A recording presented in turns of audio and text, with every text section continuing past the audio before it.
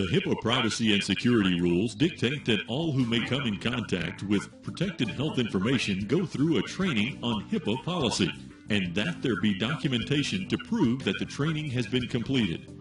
This program will train you in the basic HIPAA rules regarding the use, transmission, security, and privacy of healthcare data.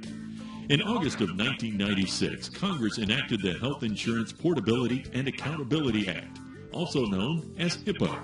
The primary purposes of HIPAA are to protect people from losing their health insurance if they change jobs or have pre-existing health conditions, to reduce the cost and administrative burdens of health care by creating standard electronic formats for many administrative transactions that are currently carried out on paper, and to develop standards and requirements to protect the privacy and security of personal health information. It is these privacy and security standards that this program will discuss in more detail. Upon passage of the HIPAA Act, the Department of Health and Human Services was required to issue two separate regulations referred to as the Privacy Rule and the Security Rule.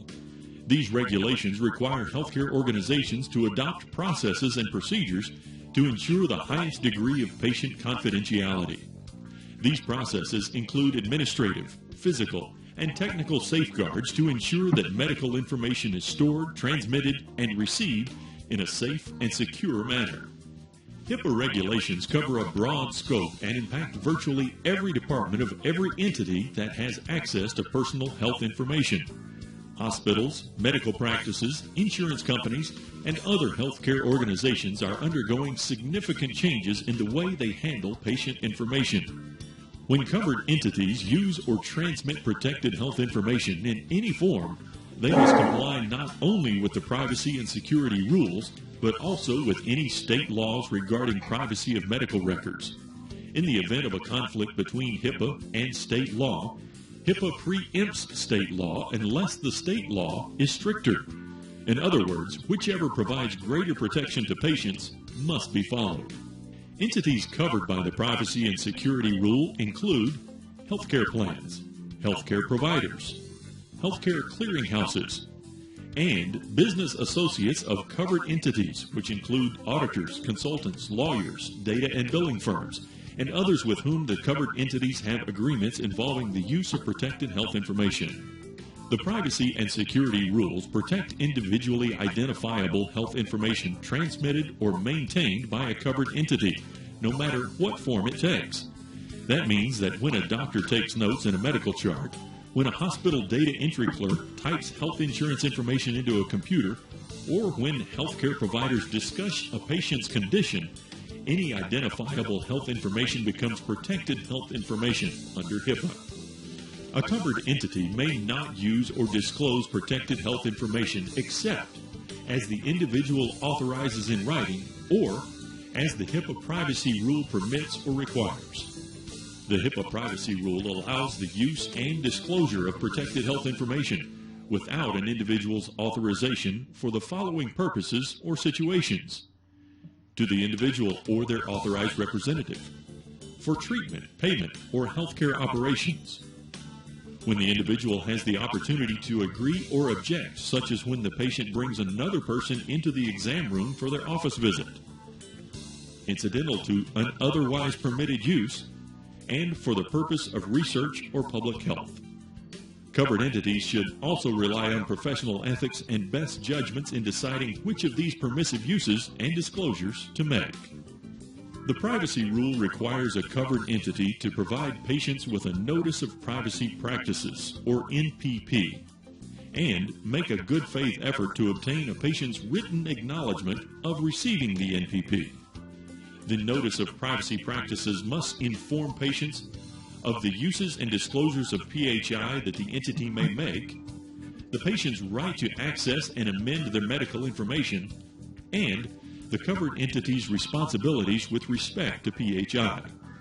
Once it has obtained the acknowledgement or has made a good faith effort to do so, the entity may use PHI for its own treatment, payment, or healthcare operations, and disclose PHI to other covered entities for their treatment, payment, or certain limited healthcare operations. When using or disclosing PHI or when requesting PHI from another covered entity, a covered entity must make reasonable efforts to limit PHI to the minimum necessary to accomplish the intended purpose of the use or disclosure. Except in certain circumstances, individuals have the right to review and obtain a copy of their protected health information. Covered entities may impose reasonable cost-based fees for the cost of copying and postage for information requests. Also, personal representatives, parents of minors, and others may be legally authorized to make healthcare decisions on behalf of patients. These individuals should be treated with the same information access as the individual.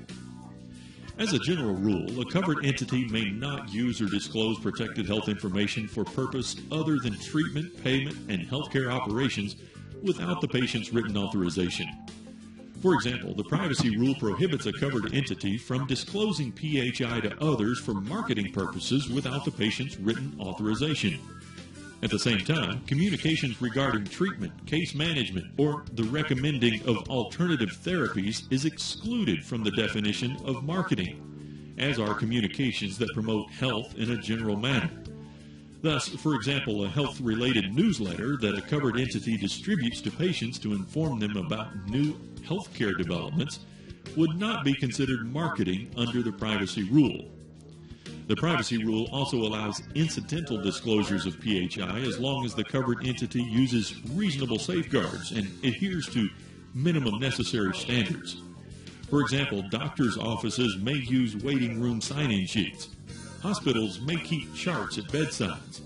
Doctors may talk to patients in semi-private rooms, and medical staff may confer at the nurse's station without violating the privacy rule, as long as reasonable safeguards are followed. Since many employees receive, store, and transmit PHI as part of their day-to-day responsibilities, the privacy rule requires the following administrative safeguards to ensure that PHI is not compromised. A privacy officer, designating a privacy officer to be responsible for the development and implementation of privacy policies and the receiving of complaints. Training.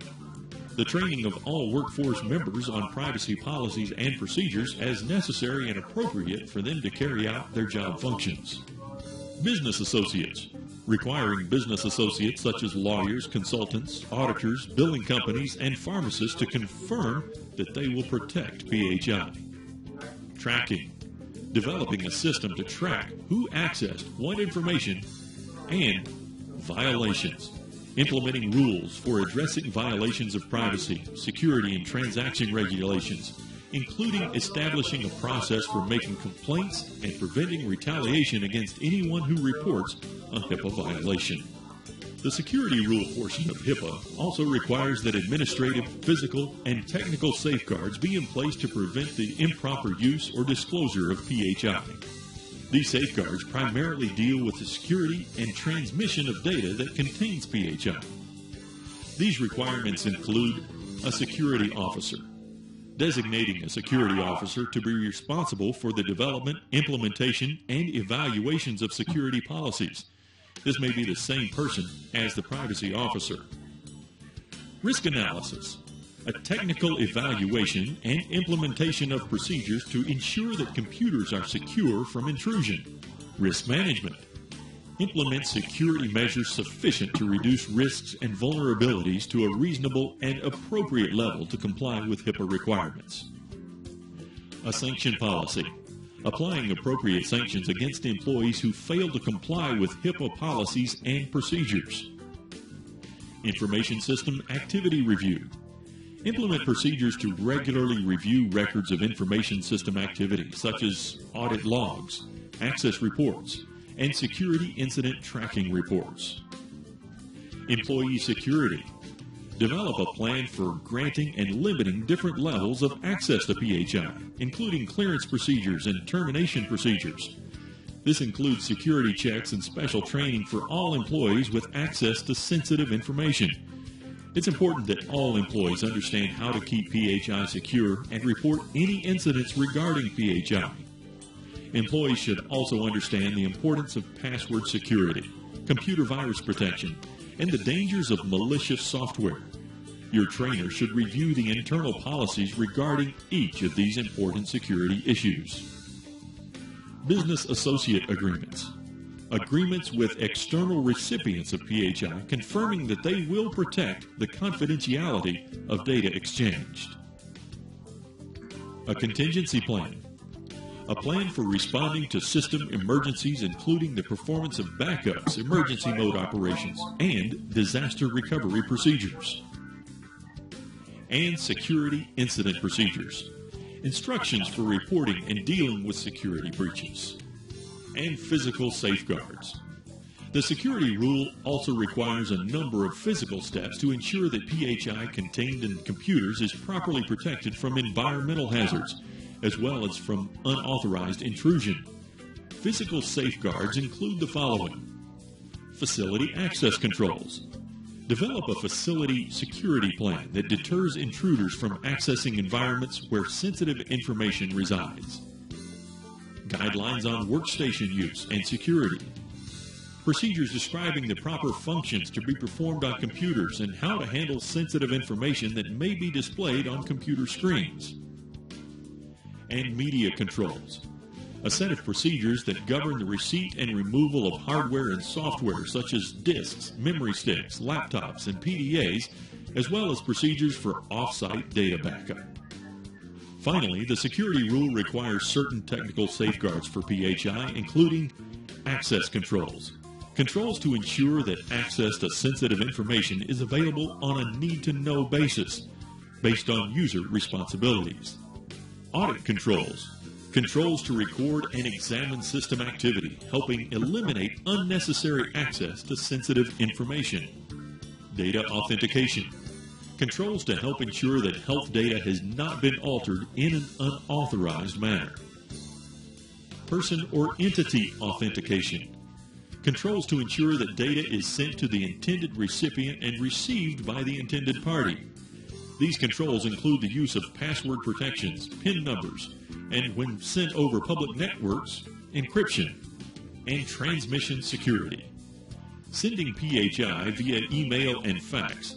According to the security rule, it is permissible to use the internet to transmit PHI as long as an acceptable method of encryption is used to protect the confidentiality and appropriate authentication procedures are followed to ensure correct identification of the sender and receiver.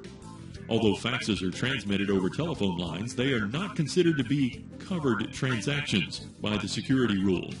However, they may be sent as authorized by your company's privacy policy. The HIPAA regulations are now completely in effect, and failure to comply with the HIPAA privacy and security rules can lead to significant financial and other penalties. Civil and criminal penalties to both individuals and companies may be enforced and include fines of up to $1.5 million per year and 10 years of imprisonment. It is important that all who may come in contact with PHI understand and carry out their responsibilities under these rules, as outlined in this training program.